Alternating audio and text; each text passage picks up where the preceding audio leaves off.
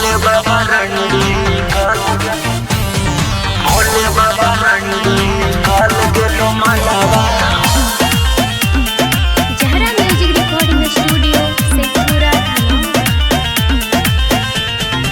Music by Vikas Raj Sitamarhi. कैसे यो बाबा देवा घरवा, कैसे यो बाबा देवा घरवा, रोबो हियो बैठी अपन घरवा।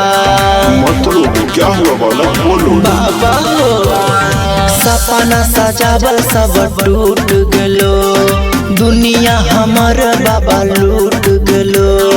क्या हुआ बच्चे? बाबा जकरा ले चढ़ाबो हलियो भर सावन जलावा, उहे आज रंडी निकल गेलो मालावा।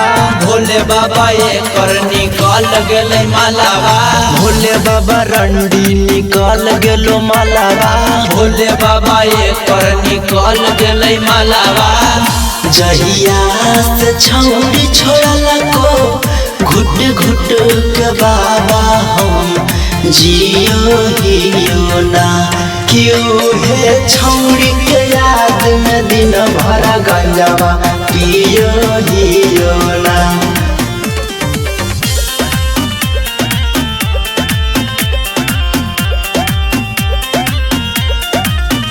हमर सोचल सब काम बाबा नष्ट हो गए, छौड़ी चक्कर में मतिया भ्रष्ट हो गए। टेंशन नहीं लो बच्चे, सब ठीक हो जाएगा। अब केने कोची करके जीवई बाबा, अब का जिंदगी भर हमारा के कष्ट हो गए। अब दूसरा पटा लो बाला।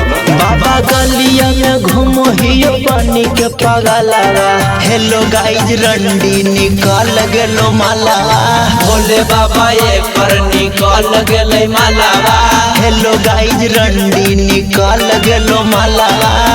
जहिया से छौड़ी छोड़ल कई बाबा अकेले हमर कछटई जियाना, कि दिलवा तोड़ दिल कई छौड़ी दो गलवा कधियाना।